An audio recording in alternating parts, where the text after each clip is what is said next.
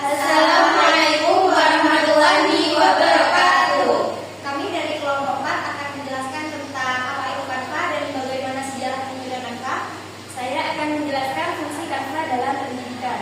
Saya akan menjelaskan tentang bagaimana cara menggunakan Canva. Saya akan menjelaskan tentang kelayakan Canva, terutama dalam dunia pendidikan.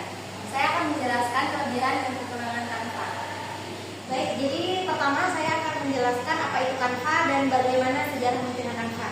Canva ini adalah platform desain grafis online yang memudahkan pengguna untuk membuat berbagai jenis konten visual seperti grafis media sosial, presentasi, poster, dan juga lainnya.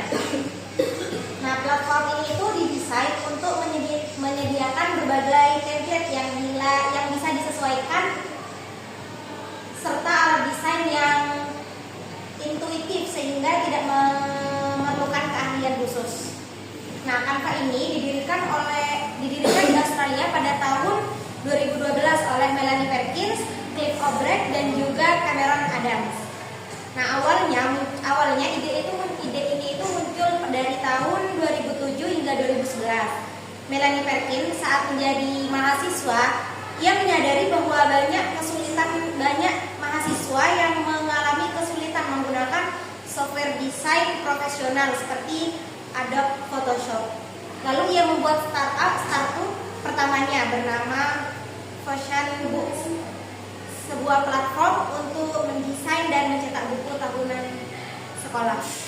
Nah, dari kesuksesan Fusion Book ini, Melanie ini berpikir bahwa ide tersebut tuh bisa diperluas. Jadi pada tahun 2012 ia bekerja sama dengan dua orang, yaitu Cliff O'Brien dan juga Cameron Adams, untuk membangun Canva, yaitu platform yang lebih luas dan mudah diakses.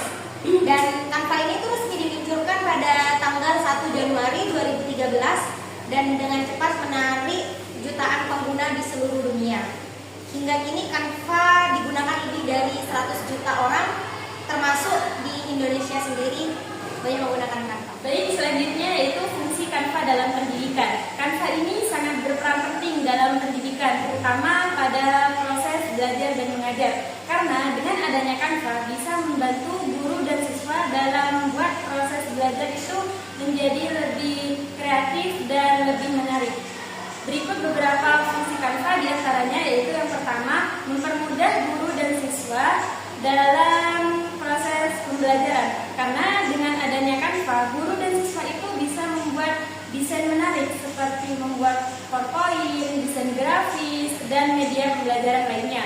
Kemudian yang kedua yaitu mempermudah guru. Karena dengan adanya Canva, guru itu bisa membuat bahan ajar atau modul dengan cepat dan juga mempermudah siswa untuk lebih cepat paham karena adanya ilustrasi yang sesuai dengan materi yang dicantumkan di Canva tersebut. Kemudian yang ketiga yaitu mendukung siswa dalam pembuatan proyek seperti project based learning, di mana siswa itu bisa membuat tugas akhirnya di Canva. Kemudian yang terakhir yaitu membuat pembelajaran lebih menyenangkan karena adanya audio visual sehingga siswa itu dalam proses belajarnya tidak membosankan dan menjadi lebih seru. Selanjutnya yaitu kelayakan Canva, terutama dalam dunia pendidikan. Canva ini bisa dibilang sangat layak digunakan dalam dunia pendidikan. Itu bisa dilihat dari 4 aspek utama. Yang pertama yaitu dalam segi teknis, dalam segi pedagogis, psikologis, dan yang terakhir adalah edukatif atau kultur. Yang pertama dalam segi teknik. Canva ini sangat mudah digunakan oleh guru dan juga siswa karena tanpa menggunakan keahlian khusus. Di sana itu sudah tersedia template-template yang bisa digunakan dan juga bisa dimodifikasi. Selain itu, Canva bisa diakses bisa lewat HP, laptop, ataupun tablet dan tidak memerlukan instalasi berat, cukup menggunakan internet, Canva sudah bisa digunakan. Selain itu, Canva juga menyediakan Canva for Education yang bisa digunakan oleh siswa dan guru dalam fitur premium yang dapat digunakan secara gratis. Selain itu, Canva itu bisa menyimpan desain secara otomatis. Jadi apabila saat kita mendesain ada gangguan jaringan atau kita mati tiba-tiba, itu tidak perlu khawatir karena desain kita itu bisa disimpan secara otomatis dengan Canva. Yang kedua adalah aspek pedagogis. Aspek pedagogis, Canva mendukung pembelajaran yang aktif dan juga kreatif. Guru dapat membuat bahan ajar yang kreatif dengan menggunakan fitur-fitur yang ada di Canva. Selain itu, siswa juga bisa berkomunikasi secara aktif, yaitu dengan berkolaborasi di Canva. Karena di Canva itu kita bisa meng-share link, yang link itu bisa diakses oleh siswa-siswanya dan bisa mengerjakan tugas kelompok meskipun mereka tidak dalam satu ruangan. Yang terakhir yaitu dalam aspek edukatif atau kurikulum. Canva juga sesuai dengan arus pendidikan modern dan kurikulum merdeka yang menekankan kreativitas, kolaborasi, dan juga kemampuan digital. Melalui Canva, guru bisa membuat media ajaran yang relevan dan juga menarik. Selain itu, guru siswa juga bisa belajar berpikir kritis dan berkomunikasi secara aktif. Jadi intinya, Canva itu sangat layak digunakan terutama dalam dunia pendidikan. Baik, selanjutnya di sini saya akan menjelaskan tentang kelebihan dan kekurangan Canva.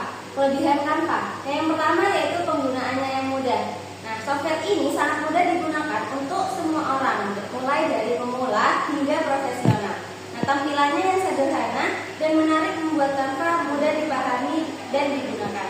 Bahkan bagi pemula yang tidak memiliki latar belakang desain sekalipun. Nah, yang kedua yaitu banyak pilihan template. Dengan kelebihan ini tentu membuat pekerjaan mendesain semakin mudah. Selain itu, semakin banyak pengguna, maka akan semakin banyak pula template yang tersedia. Yang ketiga yaitu fleksibilitas dalam desain. Canva menawarkan berbagai alat desain yang memungkinkan penggunaannya untuk mengubah warna, font, dan elemen lainnya dengan sangat mudah. Nah, fitur drag and drop memungkinkan untuk penyesuaian secara cepat dan efisien. Yang keempat yaitu akses ke Advanced dan Pixel. Nah, dengan adanya integrasi ke platform penyedia gambar gratis seperti Advanced dan Pixel, penggunaan Canva dapat mengakses ribuan gambar dengan kualitas yang HD tanpa mengeluarkan biaya tambahan. Nah, yang kelima yaitu kolaborasi secara offline. Nah, Canva dapat memfasilitasi kerjasama tim dengan fitur kolaborasi yang memungkinkan beberapa orang untuk bekerja secara bersamaan pada desain yang sama. Nah, yang keenam yaitu berbagai format ekspor file. Mendukung berbagai format ekspor seperti PNG, JPG, PDF. Hal ini memungkinkan kamu untuk menyelesaikan jenis file yang kamu butuhkan. Nah, yang ketujuh yaitu akses gratis. Kelebihan lain yang sudah pasti disukai para penggunaannya adalah akses yang gratis. Nah, kamu bisa mengakses Canva secara gratis walaupun hanya dengan 30 hari saja. Namun hal ini cukup membantu untuk belajar mengenal Canva secara lebih mendalam. Selanjutnya saya akan menjelaskan tentang kekurangan Canva. Yang pertama yaitu memerlukan akses premium. Nah, kekurangan ini software ini memerlukan akses premium walaupun Canva terkenal memiliki banyak fitur, tetapi tidak semua fitur bisa kamu menikmati secara gratis. Yang kedua yaitu tidak bisa digunakan secara offline. Canva tidak bisa digunakan secara offline karena menggunakan basis web yang hanya bisa kamu akses saat terhubung dengan internet. Oleh karena itu, ini dapat menjadi kendala bagi pengguna yang koneksi internetnya tidak stabil atau ingin bekerja secara offline. Yang ketiga yaitu masalah hak cipta. Walaupun banyak sekali elemen yang gratis, penting bagi kamu sebagai pengguna untuk memahami lisensi dan hak cipta terkait dengan gambar dan elemen yang kamu gunakan. Yang keempat yaitu membingungkan karena banyaknya opsi. Nah, di sini saking banyaknya opsi seperti template, elemen, dan fitur lainnya, yang hal ini justru terkadang membuat beberapa pengguna itu baru mungkin merasa kebingungan dan kewalahan. Nah, dengan hal ini bisa mengakibatkan penggunaannya kesulitan dalam menentukan pilihan yang tepat untuk desain mereka. Baik, di sini saya akan menjelaskan bagaimana sih cara menggunakan Canva. Nah, jadi Canva itu bisa diakses dari beberapa internet, dari Chrome, dari Google, ataupun dari kalian download aplikasinya sendiri. Nah, itu kan bisa dari handphone, dari laptop, ataupun dari komputer. Nah, saya akan mencontohkan bagaimana cara mengaplikasikan Canva di laptop. Jadi yang pertama kali saya lakukan yaitu membuka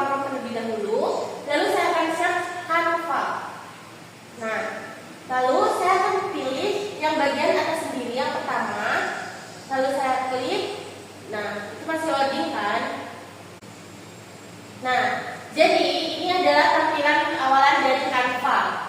Karena di sini saya sudah ada akun, jadi saya bisa langsung masuk ke bagian ini. Tapi kalau kalian tidak ada akun, ada halaman sebelum ini, itu tuh ada bagian daftar dan ada masuk. Nah, kalau kalian belum punya akun, kalian bisa daftar terlebih dahulu dan memasukkan akun Gmail kalian. Nah, di sini ada, kalau kalian mau buat sendiri itu ada tanda plus, itu kalian bisa buat sendiri.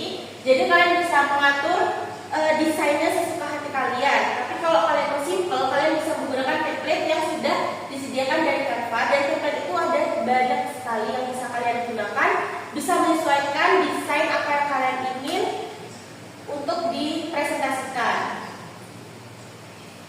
Jadi di sini saya akan menggunakan template SKI karena saya akan menjelaskan tentang materi sejarah kebudayaan Islam.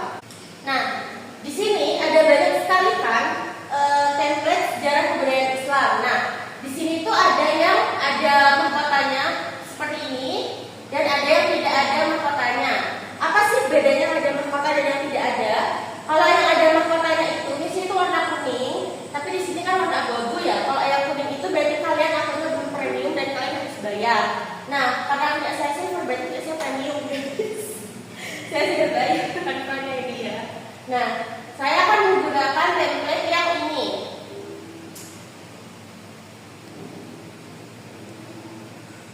Nah, lalu kita pencet sesuaikan template. Oke, di sini kita sudah masuk ke template-nya. Jadi kita tinggal masukkan materi yang sudah kita punya ya. Materi yang akan saya masukkan itu adalah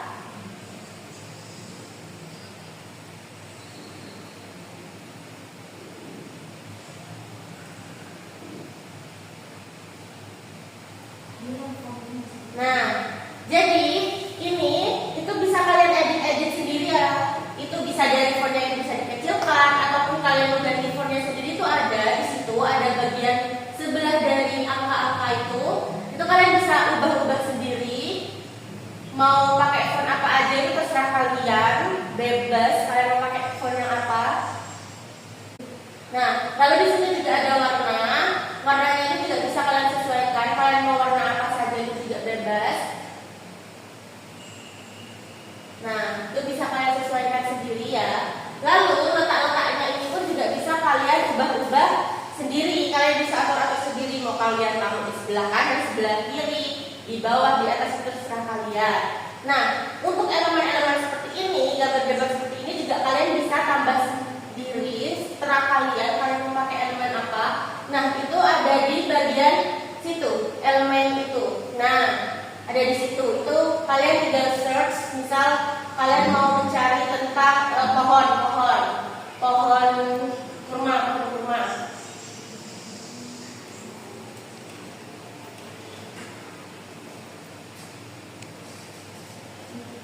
Nah, di situ ada banyak sekali yang bisa kalian gunakan. Jadi itu kalian tinggal pilih sesuka kalian, lalu tinggal kalian sesuaikan di sini. Kalian atur-atur lagi sendiri. Terserah kalian mau taruh di mana. Seperti itu ya. Nah, berhubung materi sudah dimasukkan semua, kalian tinggal download hasil kalian. Kalian tinggal pencet itu yang ada tanda panah itu. Kalian klik. Nah, lalu kalian pencet unduh di sini. Nah, di sini kalian bisa sesuaikan kalian mau bentuk seperti apa, dari PDF, dari JPEG atau PNG atau apapun lah, kalian sesuaikan sendiri ya. Cuma kalau berhubung PPT biasanya menggunakan PDF standar. Lalu kita unduh, maka PPT kalian akan tersimpan